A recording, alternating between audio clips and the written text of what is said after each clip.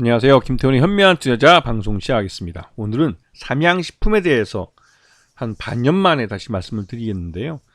이 최근 들어서 작년 실적 기준으로 봤을 때 라면 3사의 실적들이 모두 개선됐습니다. 이거는 그동안 가장 핵심적인 원자재인 국제 밀 가격이 하향 안정화되면서, 그러면서 이 자연스럽게 기존에 국내 가격은 좀 2022년에 좀 낮추긴 했지만 그 원자재 가격이 낮아지면서 그만큼 이 마진이 개선되는 효과를 봤죠. 거기다가 K 컨텐츠를 통해서 한국 라면이 전 세계에 인지도가 굉장히 올라갔습니다. 그에 따라서 해외 수출도 많이 늘어나게 되면서 이 라면 3사인 오뚜기, 농심, 삼양식품 모두 이 실적이 2023년에 개선되는 모습을 보였습니다. 이거는 매출 외형뿐만 아니라 영업이익도 개선되는 모습을 보였기 때문에 이 해외 수출이 늘어난 부분이 결정적으로 영향을 미쳤죠. 특히 삼양식품 같은 경우는 해외 수출에 아주 목을 메고 있는데요. 전 세계 지역 특화에 맞춰서 지역 입맛에 맞는 제품들을 특화해서 개발을 해서 그 지역에 맞는 제품들을 내놓고 있습니다. 이러한 정책이 시장에서 먹히면서 이 삼양식품의 이 불닭볶음면은 다양한 형태로 개발이 됐고 또 판매가 되면서 이 전체적으로 삼양식품의 실적을 견인해주는 역할을 해주고 있습니다. 작년 실적 기준으로 봤을 때 전체 삼양식품의 전체 매출액은 라면 쪽이 94%를 차지합니다. 그 외에 각종 원자재나 부자재 같은 것들이, 그런 것들이 이제 나머지 몇 프로를 차지하지만 이 삼양식품의 이 실적을 나타내는 건 역시나 라면이죠. 네. 작년 실적을 놓고 보면 그 매년 이 삼양식품의 실적은 아주 급등을 하는 모습을 보였는데요. 지난년에 2022년에 9,090억, 1조 원 바로 턱 밑까지 올라갔던 매출은 작년에 1조 1,929억을 기록하면서 1조 원대를 돌파했습니다.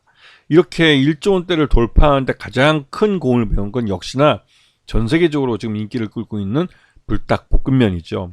이거는 해외에서 자국에 맞는 불닭볶음면을 경험하신 분들이 한국으로 여행 와서 오리지널 불닭볶음면을 한국에서 먹어보면서 챌린지를 하는 것을, 이런 유튜브들을 많이 올리고 하는 것에서 이 인기를 찾을 수가 있는 것이죠.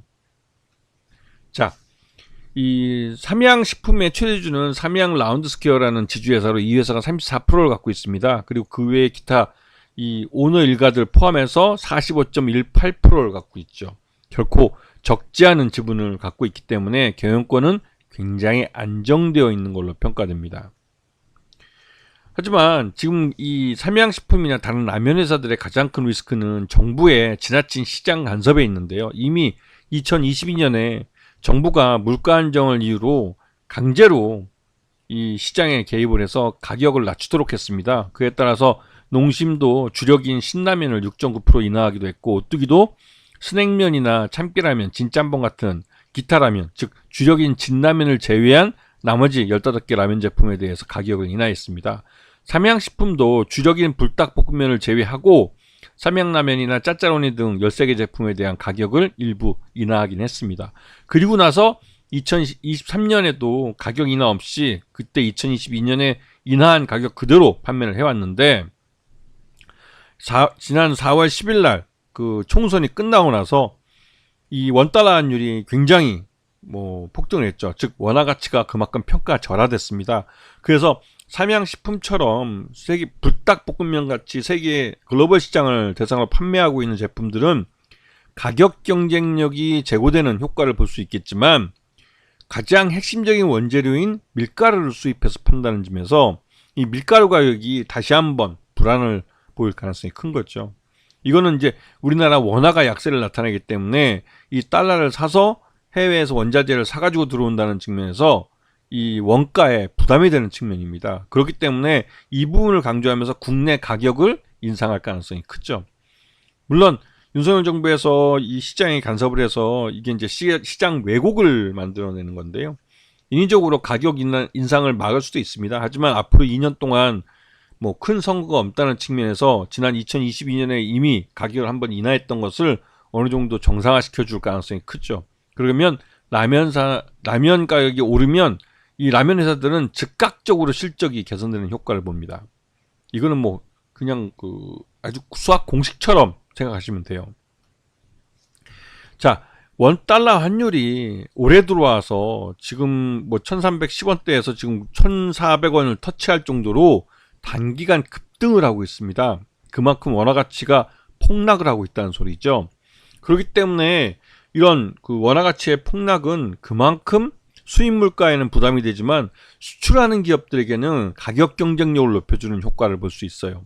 그래서 삼양식품 같은 경우는 불닭볶음면을 전 세계로 수출을 하고 있기 때문에 그런 측면에서 굉장히 유리할 수 있는 겁니다.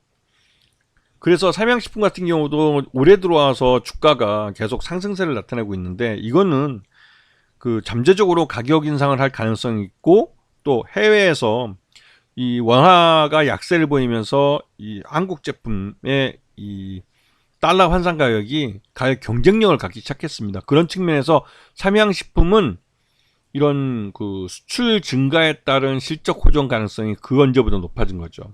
특히나 삼양식품의 지난 2023년 실적 기준으로 봤을 때 적정 주가는 26만원 정도로 평가가 됐습니다. 지난번에도 한 6개월 전쯤에 상반기 실적을 갖고도 이렇게 말씀을 드린 적이 있는데요. 역시나 자기 주가를 한번 확인시켜주는 그런 움직임을 보여주고 있죠. 이제부터는 이제 오버슈팅에 들어가는 건데 이게 원달러 환율이 예전과 다르게 크게 변동이 됐기 때문에 원달러 환율 변동에 따른 올해 1분기 실적 또 다음 2분기 실적에 대한 기대감이 주가에 선반영될 수 있습니다.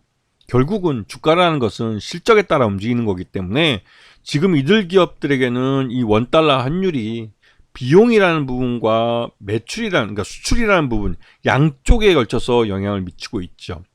하지만 삼양식품 같은 경우는 수출 쪽에서 수출에 대한 이 기여도가 더 크기 때문에 이런 부담, 이 원재료비가 올랐다는 것보다도 해외 수출 분야에서 이게 수익을 볼 가능성이 크고 국내 수입 밀가루 가격 수입에 대한 부담은 국내 가격을 인상해서 상쇄할 가능성이 높습니다. 그런 측면에서 삼양식품의 올해 1분기 실적이나 2분기 실적이 좀 기대감을 갖게 하는 것이죠.